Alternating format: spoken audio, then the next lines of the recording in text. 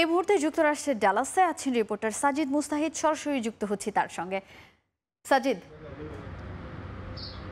আর কয়েক ঘন্টা পর কিন্তু বাংলাদেশে বিশ্বকাপ মিশন শুরু হতে যাচ্ছে। আমরা জানি এই ম্যাচের আগে কিন্তু মূল যেটা টকিং পয়েন্ট যদি বলতে হয় সেটা বাংলাদেশের 11টা কেমন হতে যাচ্ছে এবং উইকেট কেমন আচরণ করবে। ডেফিনেটলি এই উইকেটে টস জিতে যে কোনো দল আগে বোলিং করতে চাইবে। চেস করাটা এখানে কিছুটা হলেও ইজি।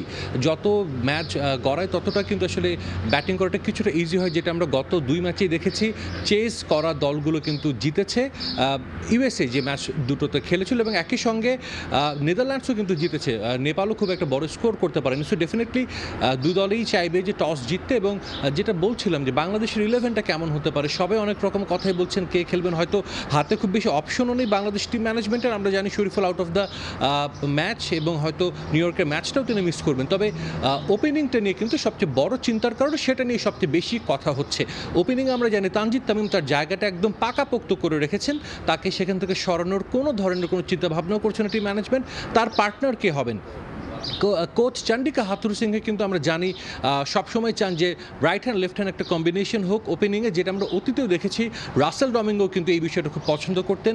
যেহেতু আমরা জানি যে শ্রীলঙ্কার রাইট আর্ম স্পিনার রয়েছে, রাইট আর্ম পেস বোলার রয়েছেন, যার কারণেই কিন্তু কোচ চাচ্ছেন যে একজন right hand left hand combination করে ওপেনিংটা নামাতে, এবং সেখানে তিনি লিটন দাসকে দলে চাইছেন। যদিও অনেকেই কিন্তু বলছেন যে লিটন দাস টানা অনেকগুলো সুযোগ পেয়েছেন, ভালো করতে পারেননি, হয়তো এই ম্যাচে তিনি নাও খেলতে পারেন। তবে লাস্ট কলটা কিন্তু কোচ ক্যাপ্টেনের। ডেফিনেটলি ম্যাচের আগে তারা টিম মিটিং করেছেন গতকাল, আজও নিশ্চয়ই করবেন। এরপরে হয়তো বা চূড়ান্ত হবে যে লিটন আদৌ খেলছেন কিনা। তবে লিটন কিন্তু গতকাল কোনো অনুশীলন করেননি। আমরা দেখেছি অফ ফর্মের মধ্যে দিয়ে যাওয়া কোচ ক্যাপ্টেন নাজমুল হোসেন শান্ত কিন্তু দীর্ঘ সময় ইনডোরে নকিং করেছেন। একই সঙ্গে তানজিদ তামিম তিনি রান পাচ্ছেন, ছন্দে আছেন, তার আত্মবিশ্বাসও বেশ ভালো রয়েছে। তারপরেও কিন্তু তিনি অনুশীলনে কোনো কমতি রাখেননি। এখন আরেকটা বিষয় যে শরীফুল না থাকলে বাংলাদেশের পেস আক্রমণ কারা সামলাবেন? নিশ্চিতভাবেই মুস্তাফিজ এবং তাসকিন ফিরছেন, এটা মোটামুটি নিশ্চিত। এখন বাংলাদেশ যদি বোলিং স্ট্রেংথ বাড়ায় সেক্ষেত্রে আমরা তানজিম সাকিবকে হয়তো 11-এ দেখতে পারি। তবে সেই সম্ভাবনা খুব ক্ষীণ, কারণ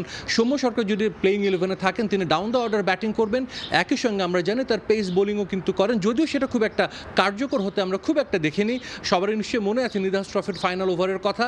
সো সৌম্যকে দলে রাখলে তাকে অলরাউন্ডার হিসেবে খেলাবেন। তিনি হয়তো লেট অর্ডার বা লোয়ার মিডল অর্ডার ব্যাটসম্যান করবেন, যখন একটু যদি তিনি এক্সেলারেট করে রান যদি কিছু করে দিতে পারেন। তো সেক্ষেত্রে হয়তো জাকের আলী অনেক তিনি কিন্তু একাদশে থাকছেন না। রিশাদ, মেহেদি হাসান তারা তো অবশ্যই থাকবেন। তো দেখা যাক, বাংলাদেশ আর কয়েক ঘন্টা পর ম্যাচ, সবাই একটা ভালো সূচনা করবে বাংলাদেশ দল, এমনটাই সবাই প্রত্যাশা করছে। তো আমার কাছে ডালাস থেকে এই ছিল সবশেষ খবর।